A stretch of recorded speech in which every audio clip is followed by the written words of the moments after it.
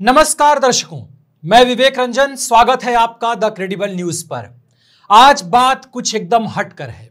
यह हटकर तो है, लेकिन इस बात को आप बहुत दिनों से जानते और समझते आए हैं। या तो साफ हो जाए कि क्या इन सब मुद्दों पर आपकी सहमति है या ये सब घटनाएं आपको विचलित करती हैं।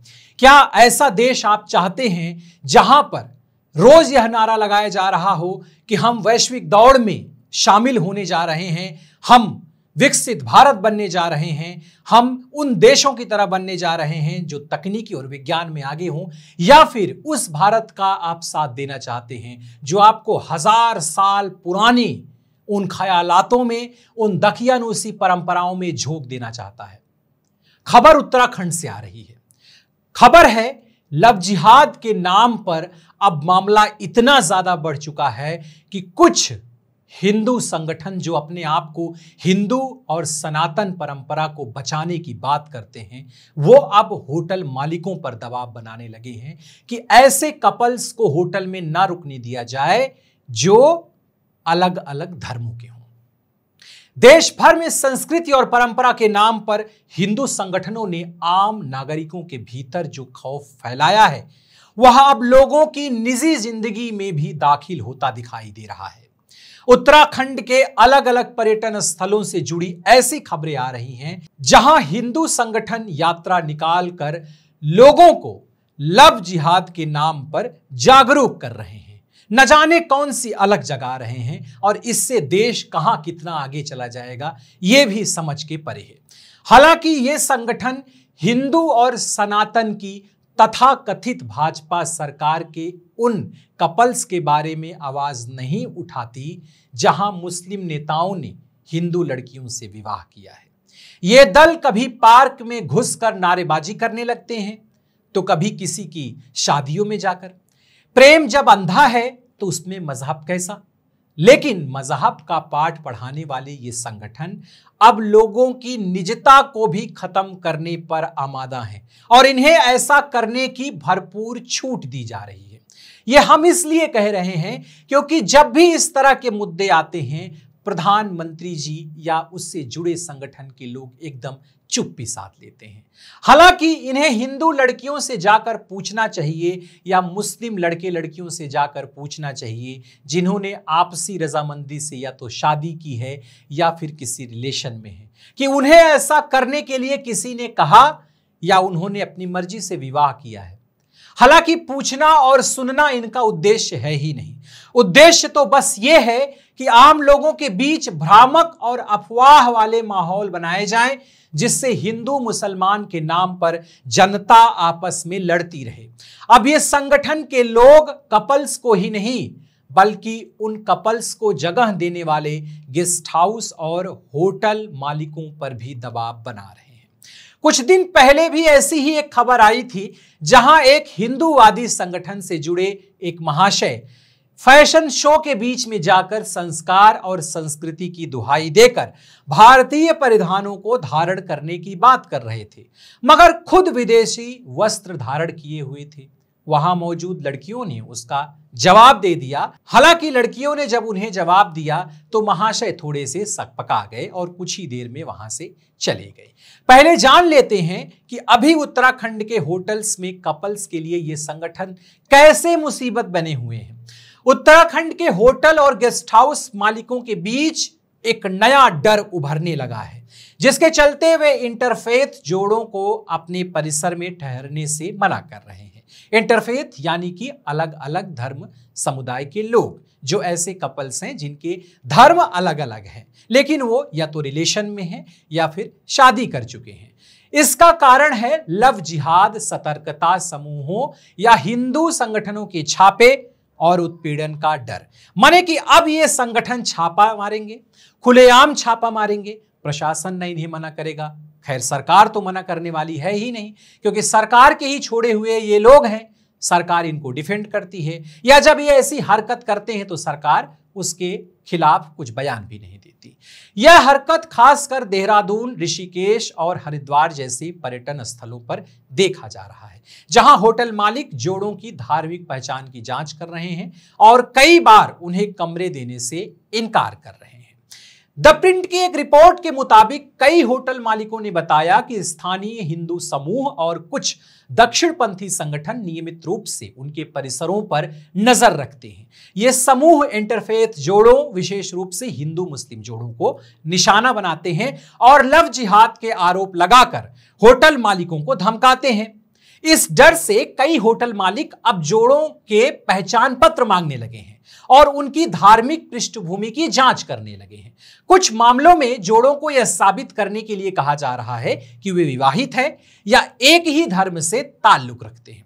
होटल मालिकों ने अपनी लाचारी बताते हुए कहा है, कई सोशल मीडिया पर, कई न्यूज रिपोर्ट्स में यह बात सामने आई है, मालिकों ने कहा है कि वे इस तरह की कार्रवाइयों से बचने के लिए मजबूर हैं क्योंकि सतर्कता समूहों के छापे और पुलिस की पूछताछ से उनका कारोबार प्रभावित हो रहा है। एक होटल मालिक ने बताया है, हम मेहमानों को मना नहीं करना चाहते, लेकिन अगर हम इंटरफेथ जोड़ों को ठहराते हैं तो हमें परेशानी का सामना करना पड़ सकता है। हालांकि यह स्थिति केवल होटल मालिकों तक सीमित नहीं है। कई इंटरफेथ जोड़े इस तरह के भेदभाव की शिकायत कर रहे हैं। कुछ जोड़ों ने बताया कि उन्हें होटल में प्रवेश से मना कर दिया गया, भले ही उनके पास वैध पहचान पत्र और बुकिंग थी। यह स्थिति न केवल व्यक्तिगत स्वतंत्रता पर सवाल उठाती है, बल्कि उत्तराखंड के पर्यटन उद्योग पर भी असर डाल रही है, जो पहले से ही कोविड-19 महामारी के बाद उबरने की पूरी कोशिश कर रहा है। स्थानीय प्रशासन ने अभी तक इस मुद्दे पर कोई स्पष्ट बयान नहीं दिया है। कुछ सामाजिक कार्यकर्ताओं का कहना है कि यह प्रवृत्ति न केवल संवैधानिक अधिकारों का उल्लंघन है, बल्कि सामाजिक सौहार्द को भी नुकसान पहुंचा रही है। दूसरी ओर सतर्कता समूहों का दावा है कि वे लव जिहाद के खिलाफ कार्रवाई कर रहे हैं, जो उनके अनुसार एक सामाजिक खतरा है। माने कि ये अपने हिसाब से एक कानून बना रहे हैं और देख रहे हैं कि इस कानून के दायरे में कौन आता है, इस कानून को तोड़ने वाला कौन है। माने अब प्रशासन, कार्यपालिका, न्यायपालिका एक तरफ हो गई है, दूसरी तरफ ये लोग कानून बना करके उस पर कार्रवाई करने के लिए सड़कों पर झंडे उठाकर चल पड़े हैं। 2024 और 2025 में उत्तराखंड में मुस्लिम समुदाय के खिलाफ हिंसा और बहिष्कार की कई घटनाएं सामने आई थी, जो मुख्य रूप से हिंदुत्ववादी समूहों द्वारा की गई थी। फरवरी 2024 में हल्द्वानी के बनभूलपुरा इलाके में एक मदरसा और मस्जिद के विध्वंस के खिलाफ विरोध प्रदर्शन के दौरान पुलिस फायरिंग में 6 मुसलमान मारे गए थे, जिसमें 5 मौतें मौके पर और एक बाद में हुई थी। इसी साल जुलाई के धारचूला में 91 दुकानों के लाइसेंस रद्द किए गए, जिनमें से 85 मुसलमान व्यापारियों की थी। स्थानीय व्यापारी संघ ने इन्हें बाहरी लोग बताते हुए टारगेट किया था। सितंबर 2024 में चमोली जिले के नंदानगर में एक मुस्लिम नाई पर नाबालिग से छेड़छाड़ का आरोप लगने के बाद 7 मुस्लिम दुकानों पर हमला हुआ था, जहां लूटपाट और तोड़फोड़ की गई थी। Centre for study of society and secularism की रिपोर्ट बताती है कि 2024 में उत्तराखंड सहित उत्तरी भारत में 13 सांप्रदायिक दंगे हुए हैं, जिनमें 10 मुसलमानों की मौत हुई है। मुस्लिम व्यापारियों को दुकानें खाली करने के लिए मजबूर करने की प्रवृत्ति राज्य में तेजी से बढ़ रही है, जो आर्थिक बहिष्कार का रूप ले चुकी है। अगस्त 2024 में टिहरी जिले के चौरास क्षेत्र में 7 मुस्लिम दुकानदारों को लव जिहाद के आरोपों के तहत दुकानें बंद करने और घर छोड़ने के लिए मजबूर किया गया। उन्हें पुलिस स्टेशन में स्वेच्छा से वहां से इलाका छोड़कर निकलने का बयान देने को भी कहा गया।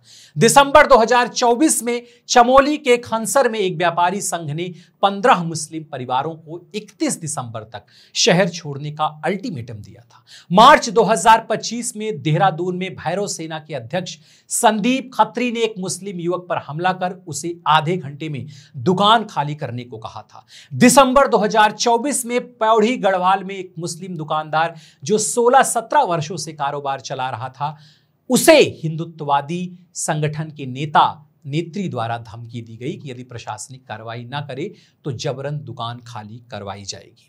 ये आम घटनाएं नहीं है जो आंकड़ा आपको और खबरें हम बता रहे हैं। इस खबरों को आप सोचिए, ये जरूर कह सकते हैं आप कि सिर्फ मुसलमानों का पक्ष लिया जा रहा है या इससे पहले जो घटनाएं होती थी उस पर नहीं बोला जा रहा है। लेकिन क्या बिना गुनाह या फिर किसी के ऊपर सिर्फ आरोप लगा करके इस तरह की कार्रवाई करना उचित है? यहां हिंदू मुसलमान की बात नहीं है, यहां बात है नागरिक की और नागरिक अधिकारों की, उसके मूलभूत अधिकारों की। ये घटनाएं सामाजिक सौहार्द को खतरे में डाल रही हैं और संवैधानिक अधिकारों का उल्लंघन कर रही हैं। अक्टूबर 2024 में उत्तरकाशी में एक मस्जिद के खिलाफ हिंसक रैली में कई मुसलमान घायल हुए। अगस्त 2025 में पौड़ी गढ़वाल में श्रीनगर के एक बुजुर्ग मुसलमान को जय श्री राम का नारा न लगाने पर पीटा गया और दाढ़ी काटने की धमकी दी गई। हालांकि तीनों आरोपी गिरफ्तार हुए। अप्रैल 2025 में रुद्रपुर में एक दरगाह को राजमार्ग विस्तार के नाम पर ध्वस्त किया गया। हालांकि ये जो बीच में खबरें आई हैं, इसमें देहरादून प्रशासन ने थोड़ी बहुत चुप्पी तोड़ी है। उसका कहना है कि उनकी ओर से ऐसा कोई आदेश तो जारी नहीं किया गया है। प्रशासन का यह भी कहना है उत्तराखंड में जबरन धर्म परिवर्तन को लेकर के तो कानून है, मगर लव जिहाद जैसा शब्द कानून में नहीं है। अगर कानून में नहीं है तो ऐसे में लव जिहाद को कानून बना करके सड़कों पर उतरने वाले ये हिंदू संगठनों के खिलाफ कोई कार्रवाई क्यों नहीं है? कुछ सामाजिक और मानवाधिकार कार्यकर्ताओं का कहना है कि राज्य को इसमें दखल देना चाहिए, वरना ऐसी स्थितियां आम होती जाएंगी। उत्तराखंड देश के बड़े पर्यटन स्थलों में माना जाता है, मगर पिछले कुछ सालों में यहां हिंदू मुस्लिम तुष्टीकरण की ऐसी खबरें आम सी हो गई हैं। 2 साल पहले एक खबर आई थी जिसमें पीड़िता ने बताया था कि हिंदू कार्यकर्ता और पत्रकार की मिलीभगत से मामूली मामले ने कितना बड़ा तूल ले लिया था, और इस मामूली से मामले को तूल देने के लिए कुछ हिंदूवादी संगठन और एक पत्रकार शामिल थे। यह मामला उत्तराखंड के पुरोला में हुआ था, जो कि एक अपहरण के मामले से जुड़ा हुआ था। एक पत्रकार का भी नाम सामने आया था जो bbcखबर.com नामक पोर्टल चलाते हैं। ये BBC न्यूज जैसा तो बिल्कुल नहीं है, लेकिन इससे मिलता जुलता साहब जरूर चला रहे हैं। और उन्होंने क्या किया था? उन्होंने मामले को लव जिहाद का रंग देने में उसकी बड़ी भूमिका निभाई थी। इस मामले में एक मुस्लिम और एक हिंदू का नाम था, मगर पत्रकार साहब ने सिर्फ मुस्लिम युवक के नाम की शिकायत की थी। पीड़िता के परिवार ने उस शिकायत पत्र पर दस्तखत करने से इनकार कर दिया, और जब पुलिस ने जांच की तो पाया दोनों में से किसी भी युवक से पीड़िता की कोई बातचीत ही नहीं हो रही है। हालांकि आज भी बड़े बड़े टीवी चैनल्स पर ऐसे पत्रकारों की कमी नहीं है। मेरा कहना है कि अगर 2 बालिग एक साथ अपनी मर्जी से रहने को राजी हैं तो इसमें तीसरे का क्या काम? बड़ी बात यह है कि उसमें इन संगठनों का क्या काम? अगर परिवार को कोई तकलीफ नहीं, जोड़ों को कोई तकलीफ नहीं, उनके गांव के लोगों को तकलीफ नहीं, तो झंडा बुलंद करते हुए ये लोग किसी की शादी में घुस जा रहे हैं, अब किसी के कमरे तक घुस जा रहे हैं, कल का बिस्तर तक घुस जाएंगे। निजता का ऐसा हनन कि क्या ऐसे लोग वास्तव में एकदम संविधान के विरोधी हो गए हैं, या फिर संविधान में निहित जो लोगों को अधिकार दिए गए हैं उसकी बिल्कुल खिलाफत कर रहे हैं? तो कुल मिलाकर के उत्तराखंड जैसा ये मामला वास्तव में चिंताजनक है। ये जो बिन बुलाए बाराती की तरह ऐसे संगठन हर जगह पर घुस जा रहे हैं, उनको लेकर के आप क्या सोचते हैं? आपकी राय क्या है? हिंदू मुसलमान बनकर नहीं, बल्कि एक नागरिक बनकर आप जरूर अपनी प्रतिक्रिया दीजिए। देखते रहिए द क्रेडिबल न्यूज।